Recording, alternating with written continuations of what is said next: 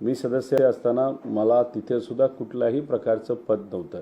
महाविकास आघाडी सरकार जेव्हा फॉर्म झाली तेव्हा इतर नेत्यांच्या जवळच्या लोकांना संधी दिली गेली, पण मला तिथं पद नव्हतं आणि आम्ही कधी तिथं कंप्लेंट केली नाही, कारण सुरुवात होते आणि त्यानंतर आम्ही सर्वजण संघर्षच करतो। आता अजितदादांनी तो निर्णय का घेतला, राजकीय दृष्टिकोनातून कदाचित तो चुकीचा दिसत असला तरी त्यांच्या पक्षामध्ये जर त्यांचे आमदार नाहीतर त्यांचे नेते हे कुठेतरी कुजबूज करत असतील, नाहीतर बाहेर जाण्याची संभावना वाढल्यानंतर कदाचित नेता म्हणून दादांना दुसरा कुठला पर्याय राहिला नसेल, कोणावरच विश्वास नसल्यामुळे घरच्या व्यक्तीला दिलं तो योग्य ठरू शकतं। पण मग अजितदादांचं कुटुंब आता हे वेगळं कुटुंब आहे आणि आदरणीय पवार साहेबांच्या मार्गदर्शनाखाली हे जे कुटुंब आहे ज्याच्यामध्ये पवारही येतात आणि सर्व इतर लोक येतात, हे वेगळं कुटुंब आहे। त्यामुळे दोन्ही कुटुंबाला तुम्ही एकत्रित घेऊन कसं चालू शकता असं मला तरी वाटतं। दादा, तुम्ही तरी असं बोलत असला की अजित पवारांचं कुटुंब वेगळं, तरी सुद्धा बारामतीचं राजकारण सगळे बघतात, महाराष्ट्राचं राजकारण सगळं बघतात, त्यांच्यासाठी पवार फॅमिली ही एक आहे। पवार फॅमिलीमध्ये सध्या 3 खासदार आहेत जे एकट्या बारामतीमध्ये येतात, 2 आमदार आहेत ज्याच्यामध्ये एक बारामती येतो आणि दुसरे तुम्ही आहात, त्याच्यामुळे घराणेशाहीवरती टीका होते आहे आणि पवार कुटुंबावरती एकूणच टीका होते। एक तर टीका करणारे लोक कोण, तर सगळ्यात मोठी टीका करणारे व्यक्ती या देशामध्ये कोण असेल तर मोदी साहेब आहेत आणि देवेंद्र फडणवीस साहेब महाराष्ट्रामध्ये आहेत। आता मोदी साहेब एका बाजूला घराणेशाहीवर टीका करतात आणि दुसऱ्या बाजूला घरालाच फोडून घरातले नेते स्वतःकडे घेतात। आता विखे पाटील घ्या, विखे पाटील कुटुंब घ्या, पवार कुटुंब घ्या, आता मुंडे साहेबांचं कुटुंबसुद्धा तसं बघितलं तर राजकीय दृष्टिकोनातून अनेक लोक राजकारणात आहेत। त्याच्याचबरोबर इतरही कुटुंब आपण जर बघत गेलात तर सगळीकडे आपल्याला ह्याच गोष्टी तिथं दिसतील आणि सगळ्यात जास्त घराणेशाही असणारे नेते कोणाकडे असतील तर ते भाजपकडे आहे। त्यामुळे घराणेशाही हा विषय तेच काढतात आणि नेत्यांना सुद्धा तेच घेतात। त्यांच्या घरामध्ये सुद्धा त्यांच्या पक्षामध्ये सुद्धा घराणेशाही मोठ्या प्रमाणात आहे। त्यामुळे मला असं वाटतं की आज सत्तेत असणाऱ्या लोकांना कुठलाही इतर विषय दिसत नाही, म्हणून परत एकदा पवार कुटुंबाला पुढं केलं जातं। आता आम्ही म्हणजे अजितदादा घर आणि पवारसाहेब आणि इतर यांच्यामध्ये राजकीय कलह तिथं झालेला आपण सर्वांनी बघितलेला। तिथं 2 उमेदवार होते, लोकांनी आदरणीय पवारसाहेबांच्या पाठीमागे भक्कमपणे उभा राहण्याची भूमिका तिथं घेतली, सुप्रियाताईंना निवडून घेतलं। त्यामुळे मग आता तुम्ही जेव्हा पदाच्या बाबतीत बोलता तेव्हा परत एकदा कुटुंबाला एकत्रित घेऊन बघणं हे कितपत योग्य आहे हे आपल्याला कुठेतरी विचार करावा लागेल। पण दादा, सुप्रियाताई सुद्धा अनेकदा कार्यक्रमामध्ये असं बोलत असतात की राजकारण वेगळं जरी असलं तरी आम्ही कुटुंब म्हणून आम्ही सगळे एकच आहोत, त्याच्यामुळे मग तुमच्याच पक्षामध्ये 2 वेगवेगळी स्टेटमेंट येताना दिसतात। कसं आहे, लहानपणीपासून सुप्रियाताई आणि अजितदादा भाऊ बहीण म्हणून फार क्लोज राहिलेले आहेत। म्हणजे दादा श्रीनिवास काका असतील यांच्या आणि माझे वडील असतील आणि इतरही जे सर्व आहेत त्यांच्याबरोबर ते राहून सुट्ट्या आणि ह्या सगळ्या गोष्टी बघितल्यानंतर तर नक्कीच ज्या व्यक्तीने लहानपण हे ज्या लोकांबरोबर घालवलेलं आहे तर नक्कीच त्या बाबतीत त्या भावनिक असू शकतात आणि भावनेच्या भरामध्ये आपण कधी कधी काय गोष्टी बोलू जाऊ शकतो। त्यांचा नक्कीच भावनेच्या भरामध्ये प्रयत्न असतो कुटुंब एक राहावं। राजकीय दृष्टिकोनातून आपण बघितलं तर जेव्हा आपण आदरणीय पवारसाहेबांच्या विरोधात तिथं बोललं जातं, नाहीतर एक राजकीय भूमिका तिथं घेत असतो आणि आपल्या भूमिकेवर सामान्य कार्यकर्ते पदाधिकारी जेव्हा अवलंबून असतात आणि भक्कमपणे भूमिका घेत आपल्या पाठीमागे उभे राहतात, तेव्हा मला असं वाटतं की कुटुंब हा विषय तिथं येत नाही।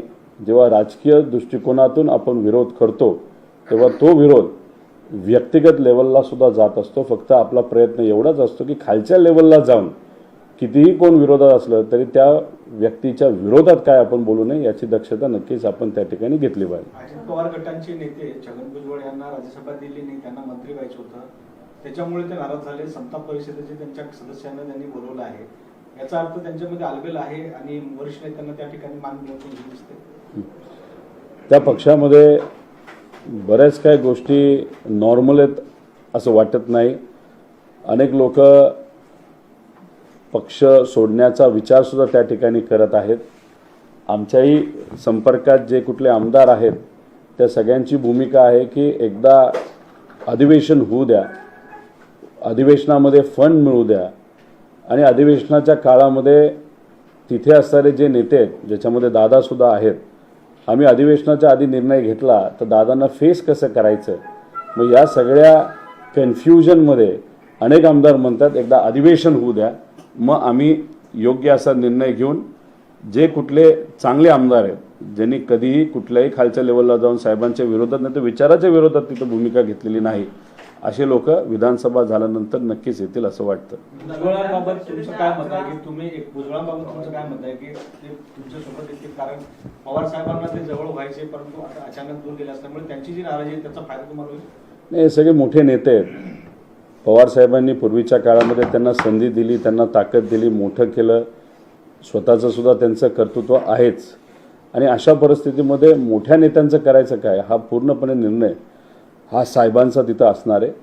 फक्त निर्णय घेत असताना आज निष्ठेने आपल्याबरोबर जे पदाधिकारी आणि कार्यकर्ते राहिले त्यांचा पहिला विचार केला गेला पाहिजे असं मला कार्यकर्ता म्हणून वाटतं. दादा, विधान परिषदेच्या 11 सदस्यांची मुदत संपत आहे. पुढील महिन्यात या संदर्भात इलेक्शन सुद्धा होणार आहे. तुम्ही आताच बोलताना म्हणलात की काही अजितदादा गटाचे आमदार आमच्या संपर्कात आहेत. जर त्यांची मदत तुम्हाला जर झाली आगामी काळामध्ये तर राष्ट्रवादी काँग्रेसला आगामी काळामध्ये विधान परिषदेचा एक सदस्य सहज निवडून येतो. या संदर्भात काय सांगाल?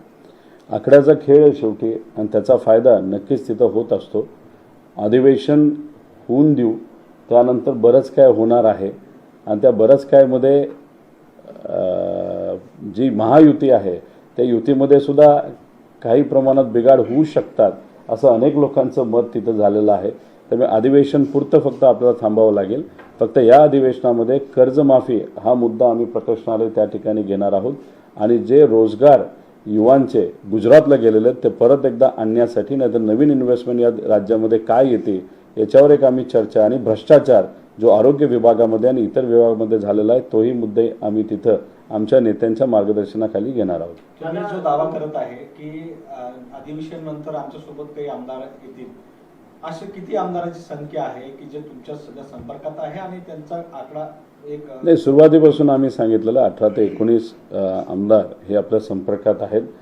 अधिवेशनच्या काळामध्ये बऱ्याच काही घडामोडी होत असतात, फंड दिला जातो, त्यामुळे सगळेच लोक अधिवेशन होऊन तिथे थांबतील आणि काही प्रमाणात ते लॉजिकलसुद्धा आहे. अधिवेशन झाल्यानंतर जे कुठल्या आमदारांना घ्यायचे आहे त्याचा पूर्णपणे निर्णय हे पवारसाहेब, जयंत पाटील साहेब आणि इतरही आमचे मोठे नेते घेतील आणि त्याच्यामध्ये काही चांगले आमदार नक्कीच परत येतील असा आम्हाला विश्वास आहे. सर, केंद्रीय मंत्रिपदावरून कुठेतरी राष्ट्रवादी पक्षामध्येच आलबेल नसल्याचं पाहायला मिळतंय.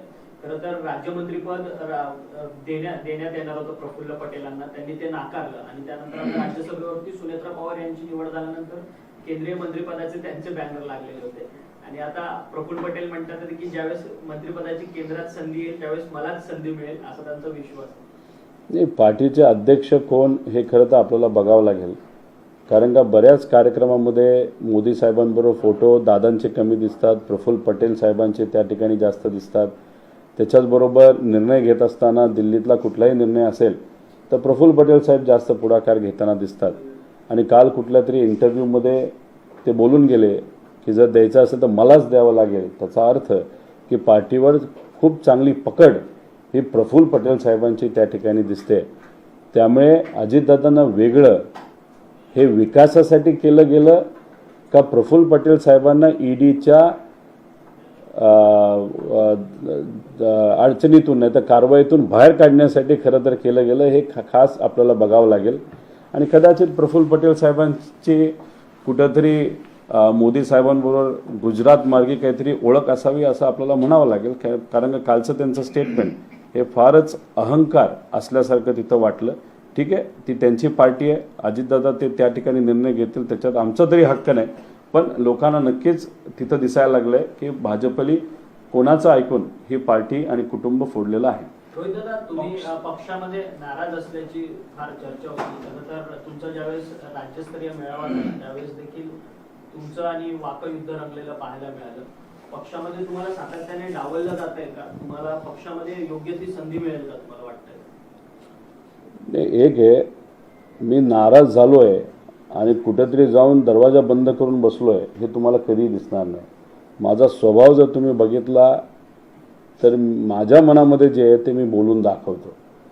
नगरला जे झालं त्याच्यामध्ये कुठल्याही नेत्यावर म्हणजे एका व्यक्तीवर मी टीका करत नव्हतो.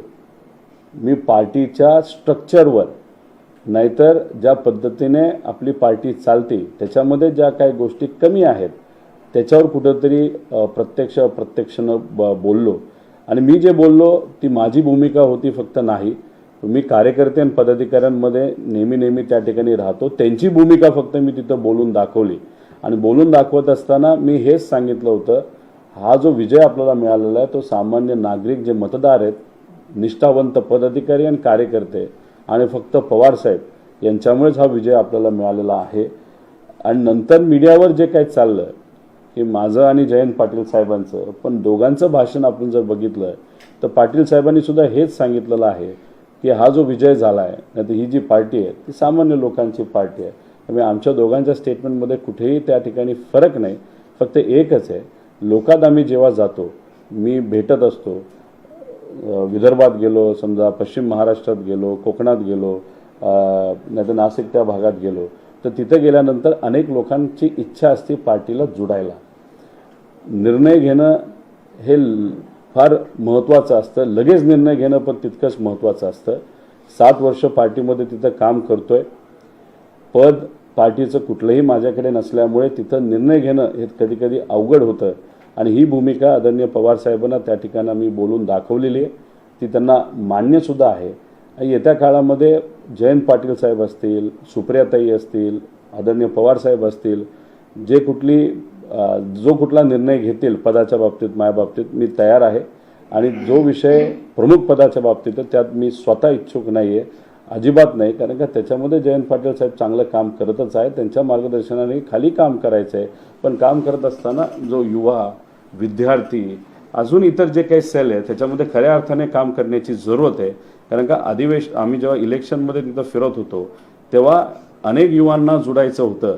पण कुठंतरी आपली संघटना, युवा, विद्यार्थी आणि ह्याच्या बाबतीत जे काही काम केलं जातं त्यात कुठंतरी आपण कमी आहोत असं काही प्रमाणात आम्हाला वाटलं. म्हणून त्या क्षेत्रामध्ये मला काम करायला नक्कीच आवडेल हे मी साहेबांनाही बोलून दाखवलेलं आहे. आता आम्ही वाट बघतोय की त्या बाबतीत काय निर्णय तिथं घेतले जातील का. सगळे एक महत्त्वाची गोष्ट या ठिकाणी पाहायला मिळते. रायगडचं प्रभारी पद देखील मध्यंतरी काढून घेण्यात आलं. त्यानंतर तुम्ही युवा संघर्ष यात्रा काढली, संवाद यात्रा काढली, असे अनेक यात्रा काढत तुम्ही वेळोवेळी प्रश्न जे आहेत ते या राज्यामध्ये उपस्थित केले. परंतु पक्षाकडनं आता तुम्हाला खरंच जबाबदारी मिळणार का असा प्रश्न निर्माण झालेला आहे. माझं एकच मत असतं की पद असलं काय नसलं काय, एखादा मुद्दा जर महत्त्वाचा असेल तर त्याच्यावर लगेच बोललं पाहिजे. आता नीटच्या बाबतीत भूमिका घेणं फार महत्त्वाचं आहे. पण पार्टी असेल नाही तर इतरही जे काही ठराविक नेते असतील त्यांनी नीटच्या बाबतीत कुठलीही भूमिका लगेच घेऊ शकले नाहीत. ती घ्यायला पाहिजे होती आणि ते आता घेत आहेत, ती चांगली गोष्ट आहे. त्यामुळे जेव्हा युवा संघर्ष यात्रा काढली होती त्या युवांचे मुद्दे होते, शेतकऱ्यांचे होते, कष्टकऱ्यांचे होते. आणि मग हे जे काही मुद्दे आहेत जे सामान्य लोकांसाठी अतिशय महत्त्वाचे आहेत ते खऱ्या अर्थाने त्याच्यावर बोललं गेलं पाहिजे. पद असलं काय नसलं काय बोलणं हे फार महत्त्वाचं आहे. त्यातून मी तिथं बोलत होतो. पण त्याचा अर्थ असा नाही की पार्टीने तिथं सहकार्य केलं नाही. पण त्याच्यामध्ये आपण जर बघितलं तर मला असं वाटतं की येत्या काळामध्ये अजून ताकदीने आपल्याला विविध विषयामध्ये काम करावं लागेल. आणि पार्टीची साथ तर आहेच, ती अजून जर साथ जास्त चांगली मिळाली तर अजून प्रकर्षणाने आपल्याला सामान्य लोकांचे मुद्दे हे हाती घेता येतील आणि मग ते येत्या काळामध्ये मार्गी लावता सुद्धा येतील असं वाटतं. युवकांना संधी मिळावी अशी तुमची भूमिका आहे. परंतु अनेक नियुक्त्या तुमच्या माध्यमातून युवकांना केल्या जातात, परंतु जयंत पाटलांकडून त्या नियुक्त्यावर अजून निर्णय घेतले जात नाही आणि परस्पर दुसरे निर्णय घेतले जातात. याच्यामुळे असं वाटतं की पक्षाची जी दोर आहे ती तुमच्या हातात मिळाली नाही. पक्षाची दोर वगैरे आपल्या हातात कोणाला घ्यायची नाही, मलाही घ्यायची नाही. ती साहेबांच्या हातातच आहे. साहेब योग्य असे निर्णय तिथे घेतात. जयंत पाटील साहेब सुद्धा स्वतः पार्टी संघटनेमध्ये त्याच्यामध्ये ते लक्ष देत असतात. पण जेव्हा आता जनरेशन टू जनरेशनमध्ये थोडासा फरक तिथं पडत असतो. आम्ही थोडं स्पष्ट बोलणारी लोक आहोत. पार्टीला थोडा तरी नुकसान कुठं होत असेल तर ते आमच्यासारख्याला अजिबात पटत नाही आणि कुठल्याही नेत्याला ते पटत नाही. पण आम्ही ते बोलून दाखवतो. त्यामुळे आमचं असं मत आहे की पवार साहेबांच्या मार्गदर्शनाखाली येणाऱ्या विधानसभेमध्ये कमीत कमी 85 आमदार हे आपल्याला निवडून आणायचे आहेत. आणि एखाद्या आमदारकीमध्ये नाही तर विधानसभेमध्ये काही ठराविक पूर्वीची मैत्री असेल, पूर्वीच्या काही गोष्टी असतील, नाही तर चुकीच्या पद्धतीने जर एखादा सर्वे केला गेला असेल, त्यामुळे एखादा आमदार आणि निष्ठावंत व्यक्ती जर तिथं पडणार असेल नाही तर अडचणीत येणार असेल, नाहीतर एखाद्या निष्ठावंत व्यक्तीला सोडून जर दुसऱ्याला कोणाला संधी दिली जात असेल, त्या गोष्टी होऊ नये या भूमिकेमध्ये आम्ही सर्वजण आहोत. त्यामुळे त्याच्यामध्ये पेरेंट बॉडी जी आहे, जी आदरणीय जयंत पाटील साहेबांच्या मार्गदर्शनाखाली चालली, तिथं चांगलं काम करतच आहेत. पण आमचं असं मत आहे की युवा, विद्यार्थी आणि इतर जे महत्त्वपूर्ण सेल आहेत, ज्याच्यामध्ये युवती असेल, अजून काय आहेत, त्यात अजून जास्त ताकदीने काम करायला पाहिजे, ज्याच्यामध्ये आम्ही कमी पडतो. त्यामुळे येत्या काळामध्ये या विषयाच्या बाबतीत जर एखादी जबाबदारी मिळाली तर आज जबाबदारी नसताना सुद्धा आम्ही सर्वजण काम करतो. जबाबदारी आल्यानंतर नक्कीच काम करायला एक वेगळी ताकद ही मिळेल असं वाटतं. सर, तुम्ही आता म्हणाला की वर्धापन दिनाच्या कार्यक्रमामध्ये 85चा नारा दिलेला होता. सध्या जी प्रेस कॉन्फरन्स झाली संयुक्त, त्याच्यानंतर एक असा अंदाज व्यक्त केला जातोय की राष्ट्रवादीच्या वाट्याला 80 ते 85 जागा येतील. तुमची काय मागणी असणार आहे पक्षाच्या वतीने की किती जागा राष्ट्रवादीला मिळाल्या? आमचं एकच मत आहे, निर्णय शेवटी आदरणीय पवार साहेब घेतील आणि त्यांच्याबरोबर उद्धव ठाकरे साहेब आणि राहुल गांधी साहेब आणि काँग्रेसचे सर्व नेते तिथे घेतील. पण आमचं मत आहे की लोकसभेला जर आपण मोठं मन दाखवून काँग्रेसला आणि उद्धव ठाकरे साहेबांना तिथं मोठ्या प्रमाणात जागा दिल्या असतील तर त्यांनी मोठं मन दाखवून विधानसभेला शरदचंद्र पवार राष्ट्रवादीला जास्त जागा तिथं द्यावेत. शेवटी तो निर्णय त्यांचा आहे. पण कार्यकर्ता म्हणून आमचं मत असेल की कमीत कमी 85 आमदार निवडून आणण्याची संधी पवारसाहेबांनी आम्हाला सुद्धा दिली पाहिजे. आणि तसंच महाविकास आघाडीला शरदचंद्र पवार साहेबांचे जे पक्ष आहे त्याला सुद्धा त्यांनी देत असताना जास्तीत जास्त जागा दिल्या पाहिजे असं आम्हाला वाटतं. सध्या देशांमध्ये ईव्हीएमचा मुद्दा फार गाजत आहे. आंतरराष्ट्रीय स्तरावर याची दखल घेतली आहे. एलन मस्कने म्हटलं आहे की दावा केला आहे की ईव्हीएम हॅक होऊ शकतात आणि ईसीआय म्हणजे इलेक्शन कमिशन ऑफ इंडिया म्हणतात की होत नाही. नेमकं तुम्हाला काय वाटतं, कारण तुम्ही फार त्या गोष्टी जवळून बघितल्या? सरकारचं आणि इलेक्शन कमिशनचं काम आहे की जी कुठली मतदानाची प्रक्रिया आहे त्याच्यामध्ये कन्फ्युजन नसावं, संभ्रम नसावा. एलॉन मस्क हा जगातला आर्टिफिशियल इंटेलिजन्स रोबोटिक्सवर काम करणारा सगळ्यात मोठा माणूस नाही तर व्यावसायिक आहे. त्यांनी अशा प्रकारे जर स्टेटमेंट केलं असेल तर संभ्रम हा लोकांमध्ये त्या ठिकाणी निर्माण होणार म्हणजे होणार. आणि इलेक्शन कमिशन आणि सरकारची जबाबदारी हा संभ्रम काढायचा. त्यामुळे आमचं असं मत आहे की येत्या काळामध्ये आणि लवकरात लवकर त्यांनी दिलेलं स्टेटमेंट ते काय आहे, कशा पद्धतीने काही गोष्टी मॅन्युप्युलेट केल्या जाऊ शकतात आणि त्याची एक ट्रायल, त्याचा एक इतर जे मित्र पक्ष असतील म्हणजे जे इंडिया आघाडीचे असतील त्यांना विश्वासात घेऊन ही सगळी प्रक्रिया कशी पारदर्शक आहे हे एकदा परत दाखवून द्यावी लागेल. गेल्या वेळेस हे करण्याचा प्रयत्न केला गेला होता पण त्याच्यामध्ये इतक्या अटी टाकल्या होत्या की आपल्यातले जे कुठली नेते असतील नाही तर जे कोणी तज्ज्ञ तिथे गेले त्यांना साधं मशीनला हात सुद्धा लावता आला नव्हता. त्यामुळे अशा प्रकारे गोष्टी न ठेवता क्लिअरली एक चांगली पारदर्शक सिस्टम आहे का आणि हे टेस्टिंग पण त्या ठिकाणी झालं पाहिजे. आणि हे जे कन्फ्युजन निर्माण झालेलं आहे एलॉन मस्कच्या नंतर आणि याच्या आधी सुद्धा होतं ते पुढच्या काही दिवसांमध्ये क्लिअर कसं होईल या बाबतीत एनडीएच्या सर्व घटक पक्षांनी सुद्धा, इंडियाच्या घटक पक्षांनी सुद्धा आणि सर्व तज्ञांनी मिळून लोकांच्या मनातलं हे संभ्रम काढायला पाहिजे. आणि शेवटी ईव्हीएम काय तर ईव्हीएम एक टेक्नॉलॉजिकल एक डिव्हाइस आहे आणि डिव्हाइस जर टेक्नॉलॉजीचा असेल तर त्याच्यामध्ये काही करता येईल. पण जे काही करता येत असेल तरी ते टेस्टिंग करणं महत्त्वाचं आहे. उत्तर पश्चिम मुंबईची निवडणुकीवरतूनच हा सगळा किस्सा सुरू झालेला आहे ईव्हीएमच्या संदर्भातला. त्या सगळ्या संदर्भात वनराई पोलीस स्थानकामध्ये रवींद्र वायकर यांच्या जवळच्या व्यक्तीवरती गुन्हा देखील दाखल झाला आहे. मोबाईल देखील जप्त केलेला आहे. आता तो सायंटिफिक रिसर्चसाठी तो मोबाईल देखील घेऊन गेलेला आहे. संजय राऊतांनी 2 पोलीस अधिकाऱ्यांवरती या सगळ्या संदर्भात घेरलेला आहे.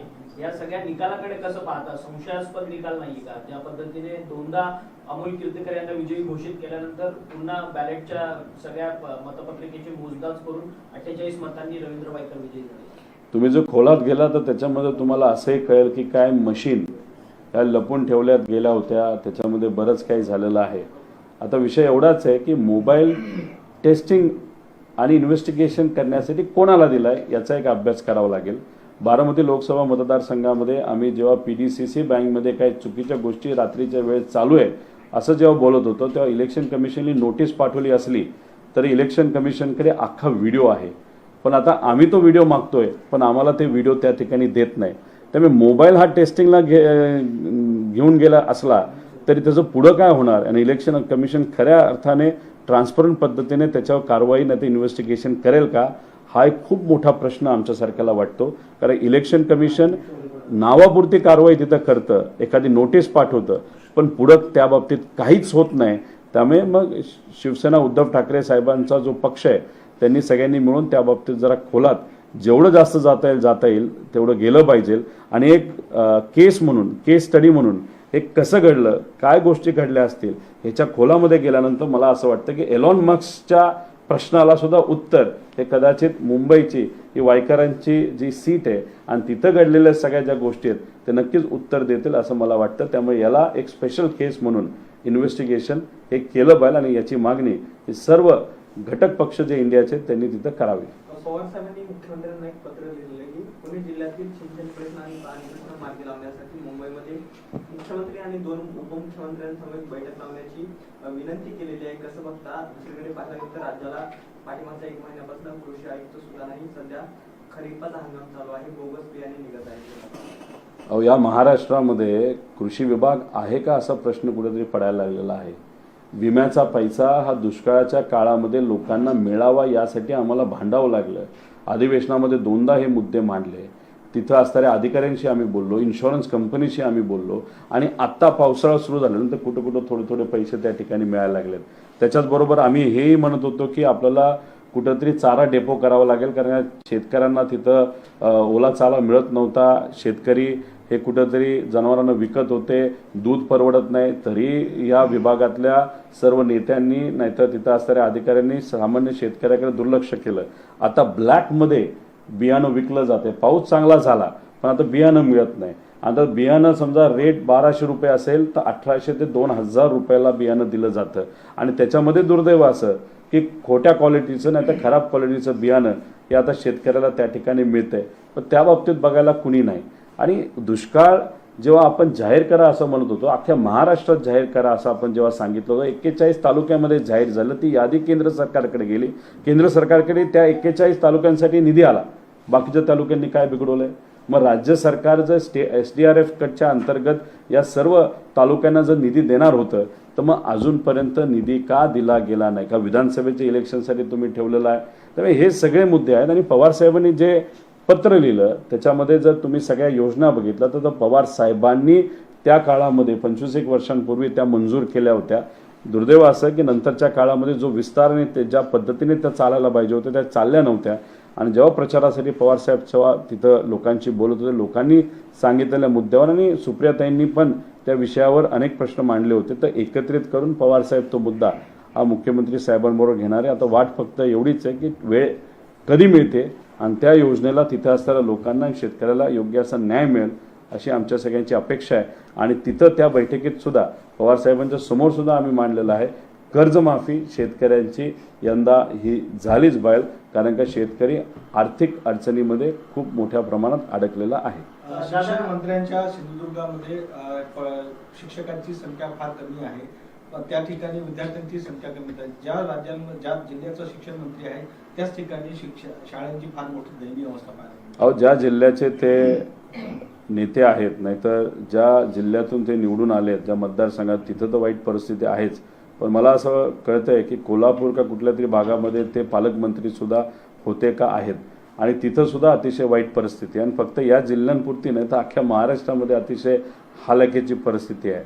आता जी काही शिक्षक भरती चालू करा आम्ही म्हणत होतो, 65,000ची रिक्वायरमेंट आहे, रेशोप्रमाणे 55,000 भरती व्हायला पाहिजे होती, त्यांनी 21,000ची भरती तिथं केली, ती सुद्धा पूर्ण अजून झालेली नाही. आणि त्याच्याचबरोबर इन्फ्रास्ट्रक्चर आणि ह्या सगळ्या विषयाकडे बघितलं तर मंत्री महोदयांचं लक्ष हे गणवेश आणि बूट खरेदीकडे आहे, पण कुठेही टॉयलेट बांधणं, इन्फ्रास्ट्रक्चर इम्प्रूव्ह करणं, क्वालिटी एज्युकेशन देणं, ट्रेनिंग देणं, शिक्षक भरती होणं, प्राध्यापक भरती होणं याच्याकडे कुठेही त्यांचं लक्ष दुर्दैवाने नाही. त्यामुळे जे आज मंत्री आहेत त्यांनी ज्या गेल्या 2-2.5 वर्षामध्ये ज्या प्रकारचं दुर्लक्ष शिक्षण विभागाकडे केलंय, असंच म्हणावं लागेल की आत्ता जी मुलं शाळेमध्ये शिकत आहेत त्यांचं भवितव्य खऱ्या अर्थाने धोक्यात जर कोणी आणलं असेल तर या सरकारली आणि या सरकारमध्ये असणाऱ्या मंत्र्यांनी आणलेलं आहे. दादा, आषाढी वारी आता सुरू होणार आहे आणि 2 दिवसांपूर्वी मुख्यमंत्र्यांच्या उपस्थितीत सगळी आषाढी वारीची बैठक संपन्न पडली. त्या बैठकीमध्ये खरं तर एक निर्णय घेण्यात आला की प्रत्येक दिंडीला आता 20,000 रुपये जे आहेत ते मदतीचा निर्णय जाहीर करण्यात आला. परंतु या सगळ्या निर्णयाला जो आहे तो वारकरी संप्रदायातून विरोध होताना आपल्याला पाहायला मिळतो. प्रशांत महाराज मोरे देहूकर त्यांनी या सगळ्या 20,000 रुपये जे पैसे देऊन दिंडीला पैसे देऊन आर्थिक मदत होणार आहे ह्याला कुठेतरी विरोध आहे. त्यांचा म्हणे की संपूर्ण भक्तिमय वातावरणाला कुठेतरी आर्थिकीकरण देण्याचं जे काम आहे ते सरकारकडनं केलं जातं. सरकारला असं वाटतं की पैसा दिला की विषय संपेल, इलेक्शनमध्ये पैसा वाटला की आपला उमेदवार निवडून येईल. त्यामुळे आता कुठंतरी सरकारमध्ये असणाऱ्या सर्व नेत्यांना आणि पक्षाला कळलेलं असेल की पैसाच सर्वस्व नसतं, माणुसकीसुद्धा महत्त्वाची असते. वारीमध्ये चालणारे जे लोक आहेत ते सर्वसामान्य शेतकरी आहेत. त्या शेतकऱ्यांचं वाटोळं या सरकारने तर केलंच आहे. कांदा उत्पादक शेतकरी आहेत, फळबाग उत्पादक शेतकरी आहेत, दुष्काळ निधी न मिळालेले शेतकरी आहेत, विमा न मिळालेले शेतकरी आहेत, मुलं आज शिकून हातात डिग्री असताना त्या मुलांना नोकरी न मिळालेले सुद्धा शेतकरी आहेत. तर 20,000 दिंडीला देण्यापेक्षा जर शेतकऱ्याला जिथं कुठे न्याय मिळाला पाहिजे होता तिथं न्याय जर या सरकारने दिला असता तर मला असं वाटतं की सरकारला कुठेही भीती वाटण्याची जरूरत नाही. पण झालंय असं की येणाऱ्या इलेक्शनमध्ये म्हणजे लोकसभेला फटका या सरकारमध्ये असणाऱ्या सर्व नेत्यांना पक्षाला बसलाच आहे आणि ती भीती मनामध्ये ठेवून विधानसभेला आपल्याला कुठेतरी मदत या सर्व वारकरी संप्रदायाची व्हावी या भूमिकेतून हे 20,000 रुपये दिले असतील. त्याचा अर्थ की वारकरी संप्रदायामध्ये असणाऱ्या लोकांना नाहीतर त्यांच्या भावनेबरोबर खेळण्याचा प्रयत्न सरकार करते, नाहीतर मतं विकत घेण्याचा प्रयत्न सरकार करते.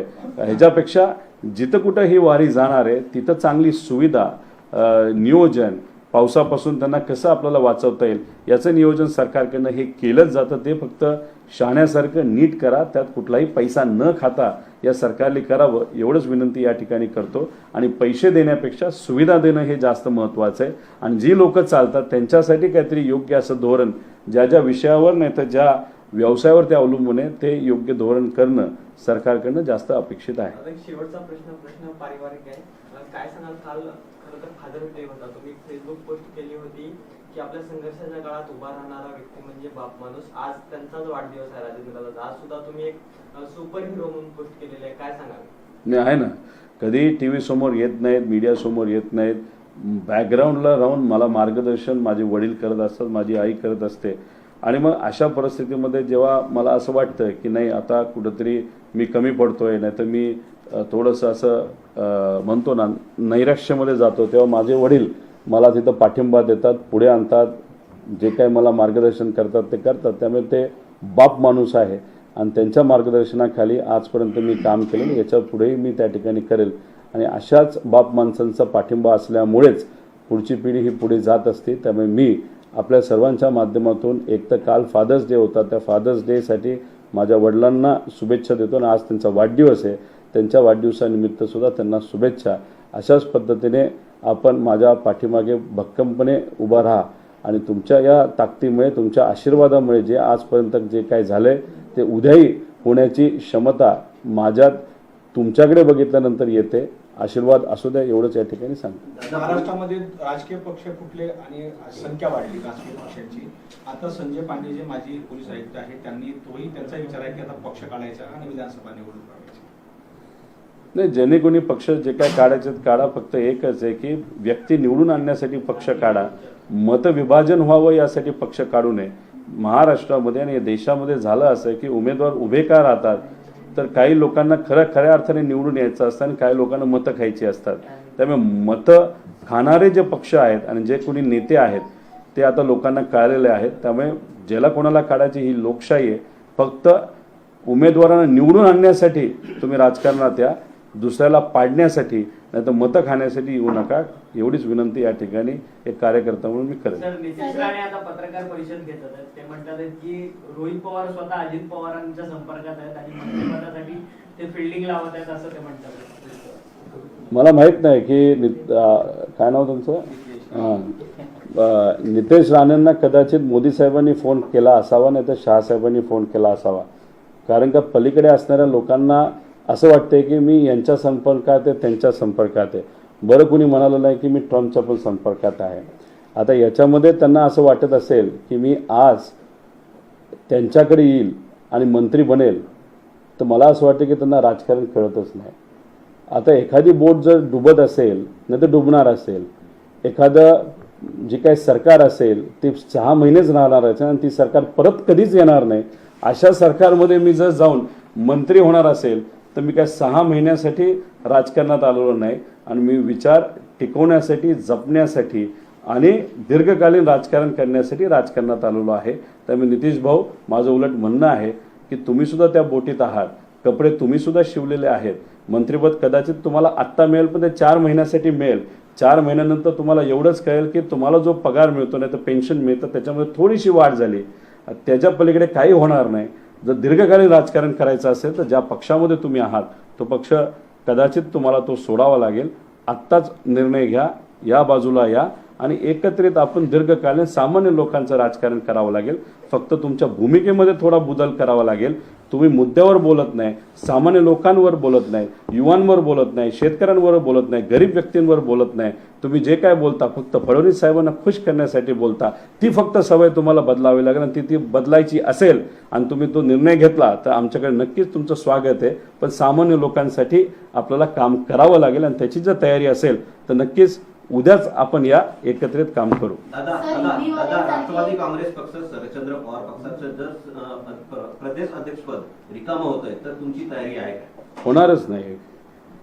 जयंत पाटील साहेबच तिथं प्रदेशाध्यक्ष तिथं राहणार आहेत. त्यांच्या मार्गदर्शनाखाली आमच्यासारख्या लोकांना काम करण्याची संधी जर मिळत असेल पदासकट तर नक्कीच ती आवडेल. आता ते कुठलं पद हे साहेब आणि नेतेच त्या ठिकाणी ठरवणार आहेत. सर, हिंदी वाले ने एक प्रश्न विचारा है कि आपका जो अधिवेशन हुआ है उसके बाद कितने विधायक आपके संपर्क में आए हुए हैं? मैं पहले से ही बोल रहा हूँ कि हमारे संपर्क में 18 से 19 विधायक है. और दूसरी बात, जब अधिवेशन होने जा रहा है तब उस विधायकों को वहाँ पे निधि या फंडिंग मिलने वाला है. अभी अगर विधायक आ जाएंगे तो फंडिंग उनको नहीं मिलेगा. तो जैसे ही अधिवेशन खत्म हो जाएगा उसके बाद जो विधायक हमारे संपर्क में है और जिनको लेना है वो हमारे नेता आदरणीय पवार साहब वो निर्णय लेंगे. तो उनका निर्णय अधिवेशन के बाद लिया जाएगा. और मुझे तो लगता है कि अधिवेशन के बाद ये सरकार भी टिकेगा कि नहीं टिकेगा ऐसा प्रश्न निर्माण हुआ है, क्योंकि महायुति अधिवेशन के बाद टिकेगी ऐसा हम सबको नहीं लगता. दादा, लोकसभा निवडणुकीमध्ये बारामती लोकसभा मतदारसंघ फार चर्चेत राहील. विधानसभा निवडणुका येऊ पाहत आहेत, परत बारामती चर्चेत आहे असं म्हणताय. माझं असं मत आहे की आता महाराष्ट्र चर्चेत राहणार आहे. कारण का मोदी साहेब असतील नाही तर BJP यांना खऱ्या अर्थाने कुणी धडा शिकवला असेल तर तो महाराष्ट्राला शिकवला आहे आणि उत्तर प्रदेशला शिकवलेला आहे. त्यामुळे एखादं सीट चर्चेत राहणार नाही, अख्खा महाराष्ट्र त्या ठिकाणी चर्चेत राहील. आणि परत एकदा स्वाभिमानी महाराष्ट्राची जनता ही BJPला दाखवून देईल की पैसा, अहंकार हे महाराष्ट्राच्या लोकांसाठी अतिशय फालतू गोष्ट आहे. त्यामुळे महत्त्वाचं काय की सामान्य लोकांच्या हिताचे निर्णय आणि स्वाभिमान आणि महाराष्ट्र धर्म हेच या इलेक्शनमध्ये सामान्य लोक हे दिल्लीला सुद्धा दाखवून देतील आणि भाजपला सुद्धा योग्य असा चपडाक लोकशाहीच्या माध्यमातून देतील असं वाटतं. दादा, EVM ह्या होऊ शकतात का? तू उशीर आहे तर म्हणून का तुझ्यासाठी डबल करणार आहे? महाराष्ट्र टाइम्स. काय नाही लावून घेतो टाइम ट्रान्सफर घेतो आमच्याकडे. तयार मोबाईलवर ट्रान्सफर दे. मोबाईल डायरेक्ट त्याला हिशोब काढून दे. शेवटचं काय दिलं मला ताई आले असतील ना आता. ऑफर दिली आहे नितेश राणेंना ऑफर विथ कंडिशनल ऑफर.